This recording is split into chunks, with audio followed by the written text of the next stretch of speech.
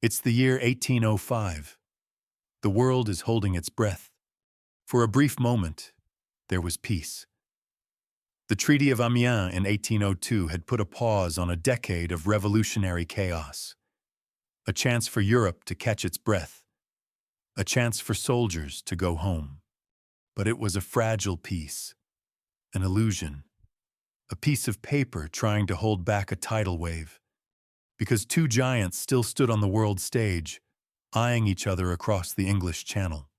On one side, Great Britain, the mistress of the seas, an industrial powerhouse, safe behind her wooden walls of battleships, her gold flowing into every capital on the continent, bankrolling resistance to France.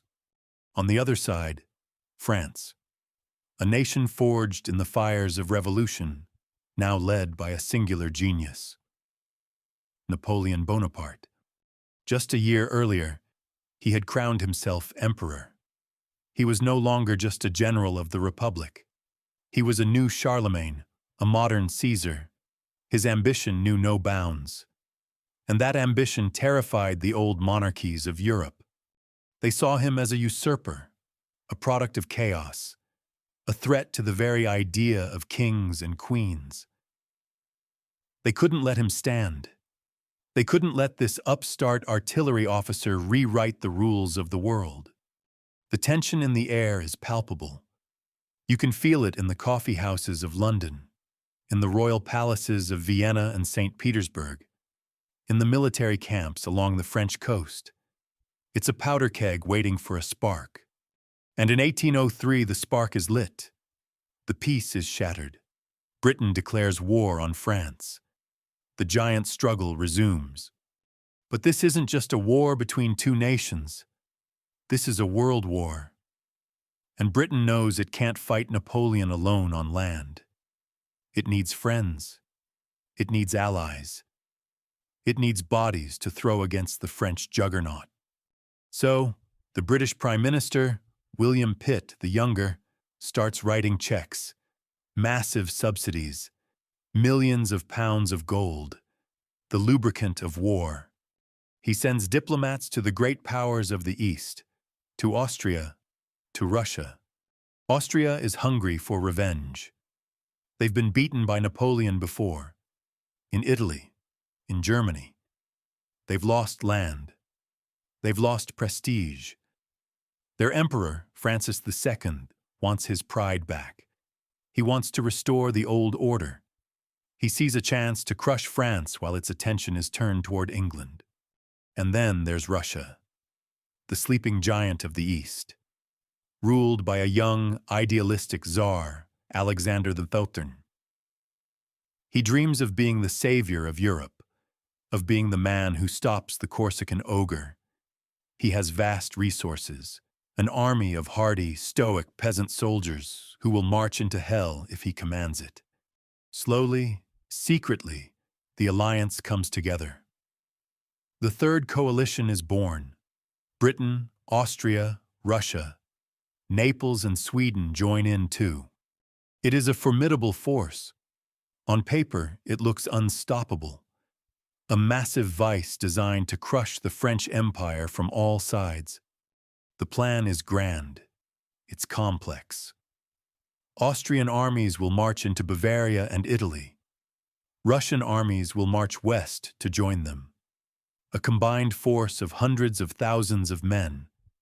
A steamroller that will push France back behind its borders and maybe even topple Napoleon himself. They are confident. They are righteous. They are living in the past. They think they are fighting the wars of the 18th century. Slow, methodical campaigns. Sieges, winter quarters. Gentlemanly warfare. They have no idea what is about to hit them. They have no idea that the rules have changed. That war has changed. Because while they are drawing lines on maps in Vienna, Napoleon is on the coast of the English Channel, at Boulogne. He has assembled the greatest army Europe has ever seen. The Army of the Ocean. 200,000 men.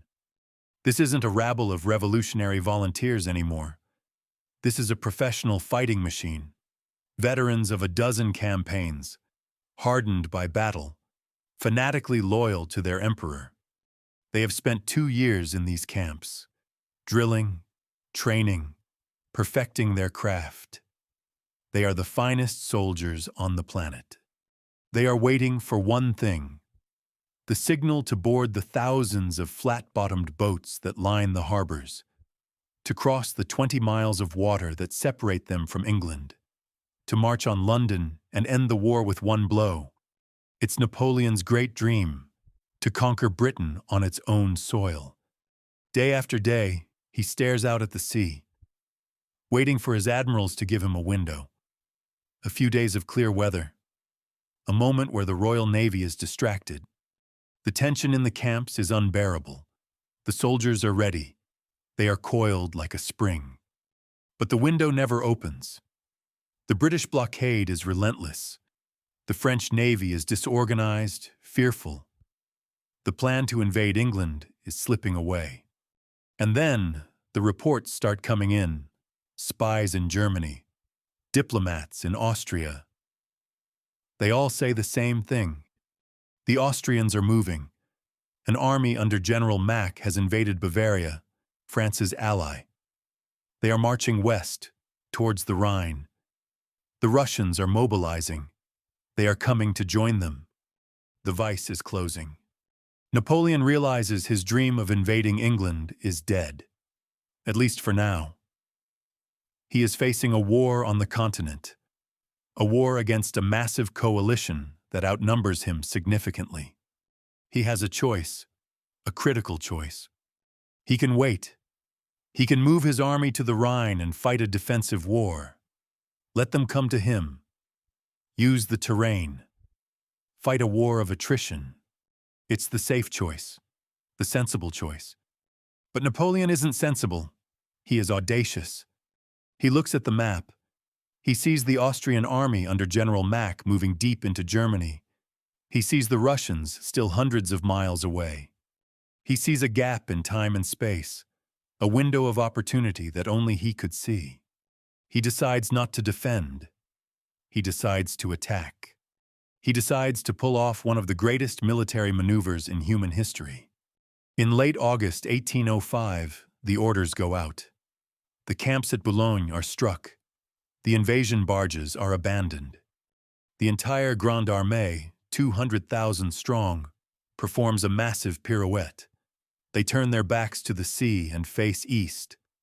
Their target is not London. It is the Austrian army sitting in Ulm, in southern Germany. What follows is the march to the Danube. It is not a battle. It is a weapon. Movement as a weapon. Napoleon has organized his army into corps, independent mini-armies, each with its own infantry, cavalry, and artillery. Each commanded by a marshal of France. Men like Lannes, Soult, Davout, Murat. Brilliant, aggressive commanders who know how to fight on their own. These corps move along separate routes, spreading out across the countryside like a net, living off the land, moving with incredible speed. The average European army of the time might march 10 miles a day. The Grande Armée marches 20, sometimes 30. They march in rain. They march in mud. Their boots fall apart. Their uniforms turn to rags. They grumble. They curse. But they march, because the emperor commands it, because they believe in him, because they know they are part of something bigger than themselves. Napoleon demands speed above all else. The emperor uses our legs instead of our bayonets, the soldiers joke. But they do it. They move across France, across the Rhine, into Germany. A massive, synchronized wave of humanity.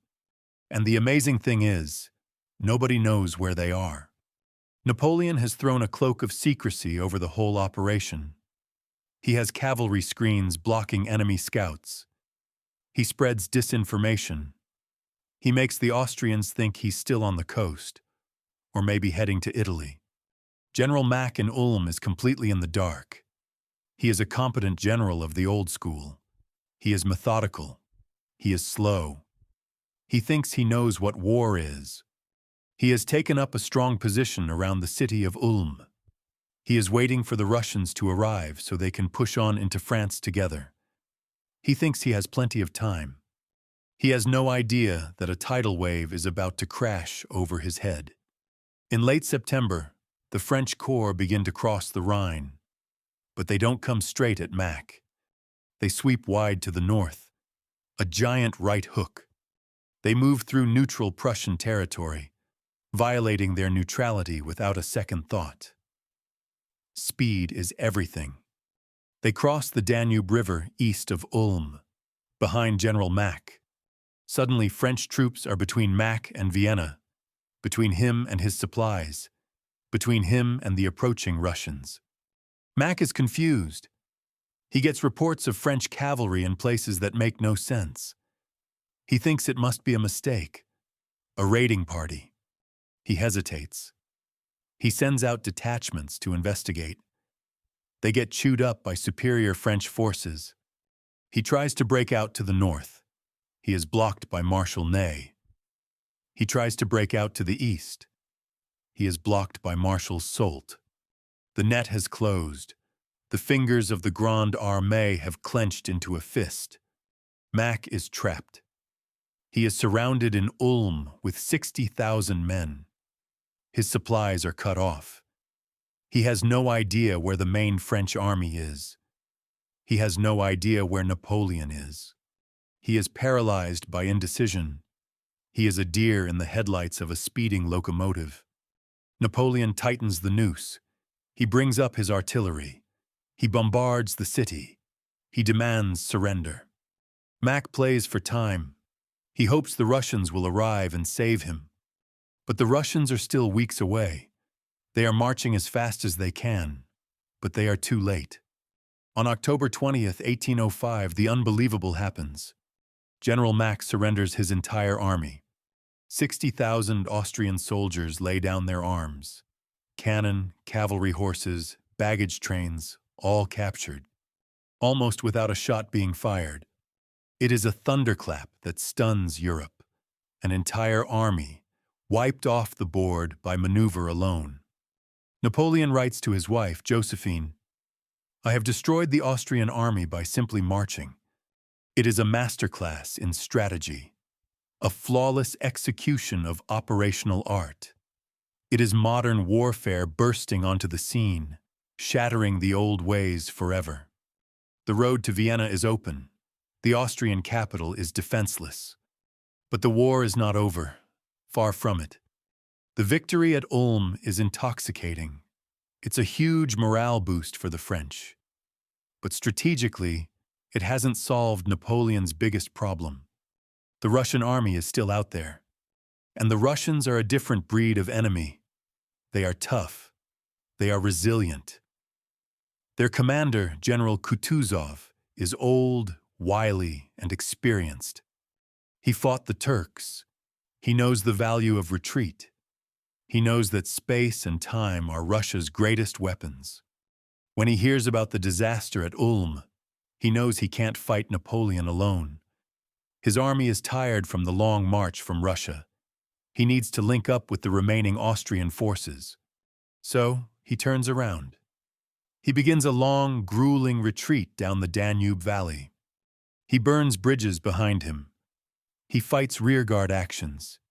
He forces the French to fight for every mile. Napoleon is in hot pursuit.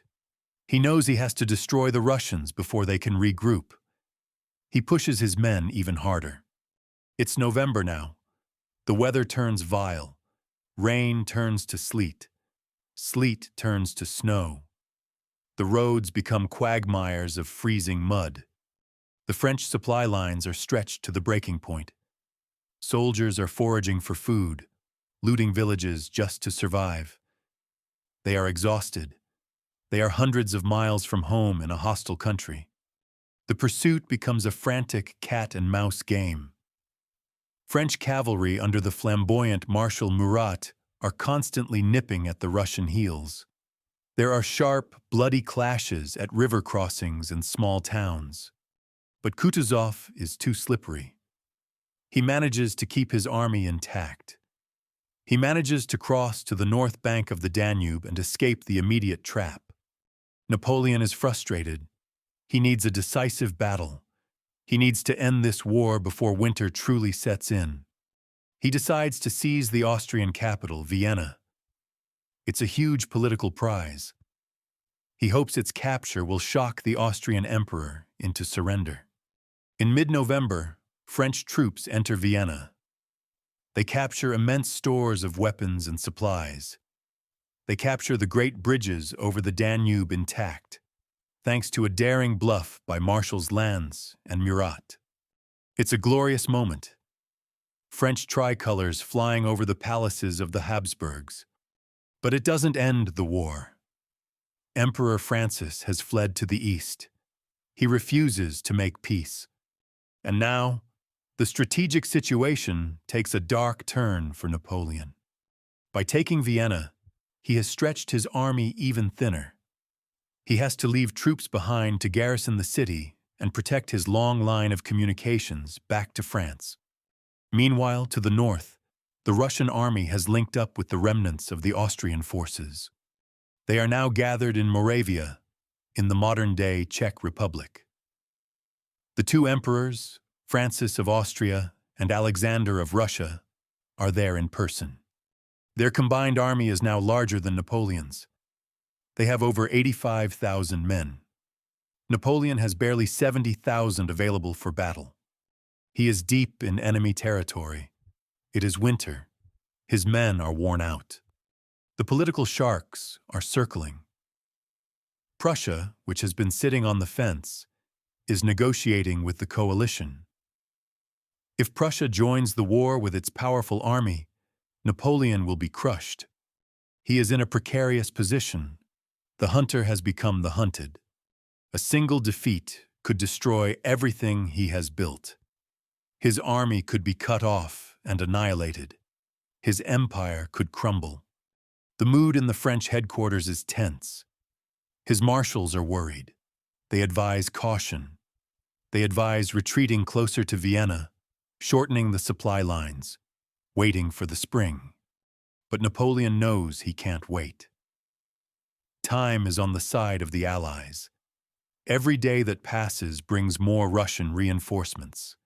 Every day brings Prussia closer to declaring war. He needs a victory now, a crushing, decisive victory that will shatter the coalition once and for all. But how do you win when you are outnumbered, exhausted, and far from home? You don't just fight a battle, you create one. You set a trap. Napoleon looks at the map. He chooses his ground carefully. He selects an area west of the small town of Austerlitz. It's a rolling landscape of hills and valleys, dotted with frozen ponds and small villages. He studies every fold of the ground. He knows where the dead ground is, where troops can be hidden. He knows how the morning fog tends to cling to the valley floor. And then, he begins to play the greatest psychological game of his life. He needs the Allies to attack him. He needs them to leave their strong defensive positions and come down to fight him on the ground he has chosen. So he decides to look weak. He decides to feign fear. He orders his army to retreat slightly, to look disorganized. He sends envoys to the Allied camp, asking for an armistice. He acts nervous, unsure of himself. He knows the young Tsar Alexander is arrogant. He knows Alexander is desperate for glory. He knows the Allied generals see Napoleon as an upstart who has finally overreached. They see his retreat. They hear his pleas for peace. And they smell blood. They think he is terrified. They think his army is on the verge of collapse. Napoleon plants one final, irresistible piece of bait. On his right flank, the southern part of his line, he deliberately thins out his troops. He places a single division there, under General Legrand. It looks woefully inadequate. It looks like an open door to his rear, to his supply lines back to Vienna. He is practically inviting the Allies to attack him there, to crush his weak wing and roll up his entire army. It is a massive gamble. If his right flank breaks before he is ready, he will lose the battle and the war. But he trusts his men. He trusts his plan. In the Allied camp, the bait is taken hook, line, and sinker. The older, wiser heads like General Kutuzov advise caution. They smell a rat. They want to wait. But the young Tsar will hear none of it. He is surrounded by sycophants and hot-headed young officers who clamor for battle. They convince him that Napoleon is finished, that this is the moment to crush the Corsican ogre. They draw up a battle plan. It is exactly what Napoleon hopes they will do. They will launch a massive attack on the French right flank. They will throw the bulk of their army, tens of thousands of men, against that weak division. They will break through, swing north, and destroy the French army. It is the night of December 1st, 1805, the eve of battle. It is bitterly cold. The ground is frozen hard. Napoleon rides through the camps of his army. The soldiers, seeing their emperor, light torches of straw to guide his way. Soon, thousands of torches are burning across the hillside. The men cheer. Vive l'Empereur! It is the anniversary of his coronation. The morale of the army, despite the cold and fatigue, soars. They know a great battle is coming, and they trust their little corporal to lead them to victory. Across the valley, the Allies see the fires and hear the cheering. They think the French are burning their camps, preparing to retreat in the morning. They are wrong. The sun rises on December the 2nd, 1805. A thick, heavy fog blankets the valleys. The high ground, the Pratzen Heights, which dominates the center of the battlefield, is clear. The Allied army is massed on those heights. It is the key to the entire position. As dawn breaks, the Allied plan goes into motion. Huge columns of Russian and Austrian troops begin to stream off the Pratzen Heights, moving south into the fog-filled valley, heading for the French right flank. They are moving into the trap. Napoleon watches from his command post on a small hill. He is calm. He is surrounded by his marshals. He holds a telescope to his eye, trying to pierce the fog. He hears the sounds of heavy fighting breaking out on his right. The roar of cannons, the crackle of musketry. His weak division is under immense pressure. They are fighting like lions, holding on by their fingernails against overwhelming odds. Marshal Davout, who has marched his corps an incredible 70 miles in 2 days, arrives just in time to bolster the line. The right flank bends, but it does not break. Napoleon waits. He watches the Pratzen Heights. He sees column after column of enemy troops leaving the center, marching south to join the attack on his right. The Allied center is getting weaker by the minute. His marshals are itching to attack. Not yet, Napoleon says.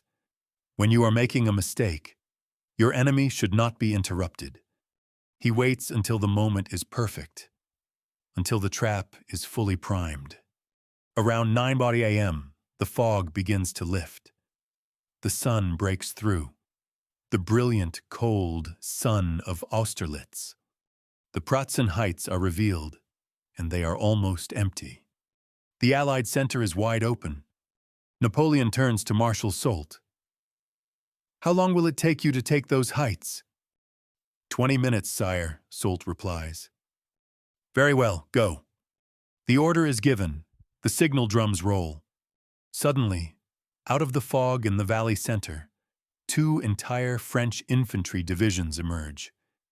They have been hidden there all morning, waiting.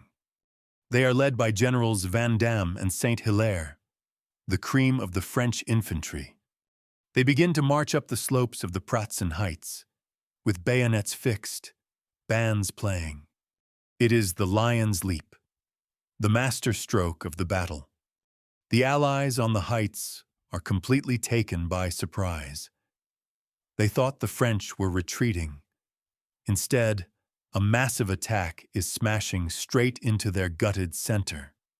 The few Russian battalions left on the heights fight desperately, but they are overwhelmed by the sheer fury of the French assault. It is brutal, close-quarters fighting. Bayonet against bayonet. In less than an hour, the French flag is flying over the highest point of the battlefield. The Allied army has been cut in two.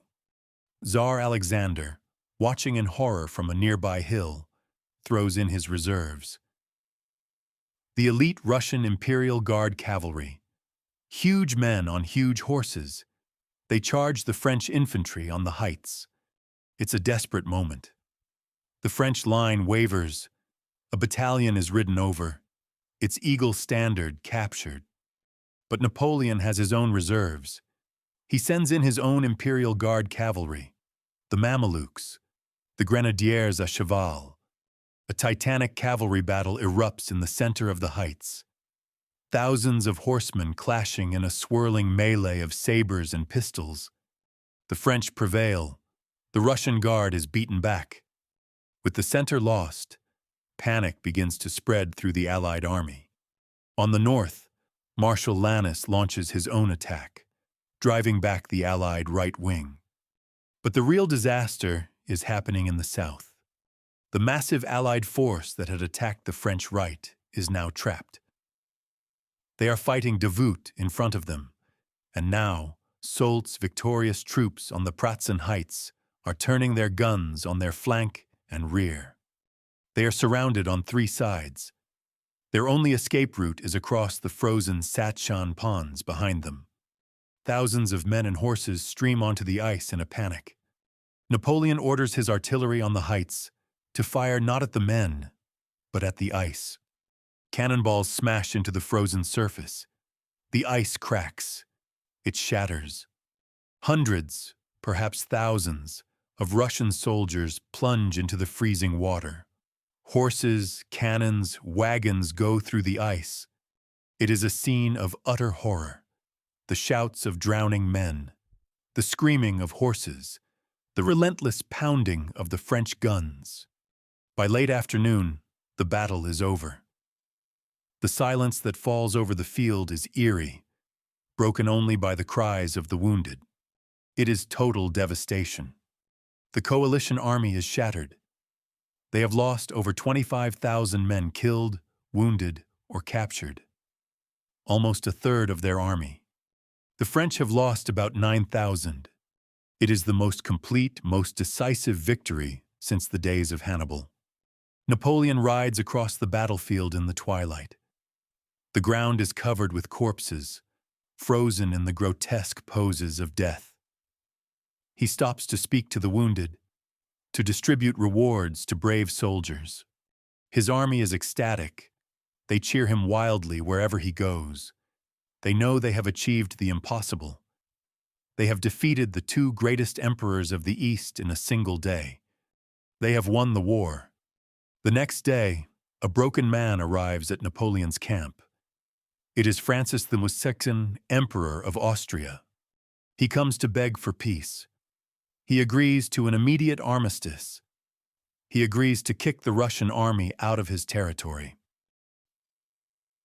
Tsar Alexander, humiliated and despondent, begins the long, sorrowful retreat back to Russia. His dreams of glory are shattered on the frozen fields of Moravia. The War of the Third Coalition is over. A few weeks later, the Peace of Pressburg is signed. The terms are harsh. Austria loses vast territories in Italy and Germany. It is stripped of its influence. It is reduced to a second-rate power. And then, Napoleon does something that changes the history of Europe forever. He dissolves the Holy Roman Empire. For 1,000 years, since the days of Charlemagne, this complex tapestry of German states, bishoprics, and principalities had existed in the heart of Europe. It was the structure that held Germany together. With a stroke of a pen, Napoleon ends it. He replaces it with the Confederation of the Rhine, a new entity made up of German states allied with and subservient to France. Napoleon is now the undisputed master of Central Europe. His empire stretches from the Atlantic to the borders of Russia. In London, when Prime Minister William Pitt hears the news of Austerlitz, he points to a map of Europe on his wall and says, "Roll up that map. It will not be wanted these 10 years." He dies a few weeks later, broken by the failure of his grand coalition. Napoleon is at the zenith of his power. He has proven himself to be not just a great general, but perhaps the greatest military mind since Alexander the Great. His system of warfare, the core system, the emphasis on speed, the ruthless pursuit of the decisive battle, has been proven unbeatable. His soldiers are veterans of an impossible campaign. They have marched across a continent. They have endured cold, hunger, and exhaustion. And they have triumphed. They feel invincible. But in the celebration of victory, it's easy to forget the cost. Thousands of young men lie dead in mass graves around Ulm and Austerlitz. French, Austrian, Russian. A generation paid the price for the ambitions of emperors. And the peace that Austerlitz buys is an illusion. It is a mirage. The fundamental causes of the war have not gone away. Britain is still defiant, ruling the waves. The monarchies of Europe still hate and fear Napoleon. The humiliation of Austria and Russia will only breed a new desire for revenge. Prussia is still a threat, waiting in the wings. Napoleon has won a spectacular victory, but he hasn't won permanent peace. He has simply bought himself time. He has climbed to the top of the mountain, but the only way down is through more war. The victory at Austerlitz isn't the end of the story. It's just the end of a brilliant, bloody chapter. The stage is set for even greater conflicts, for more coalitions, for more marches, for more slaughter. But for now, in the freezing winter of 1805, the sun of Austerlitz shines brilliantly over the French Empire, and the legend of Napoleon Bonaparte is burned into history forever.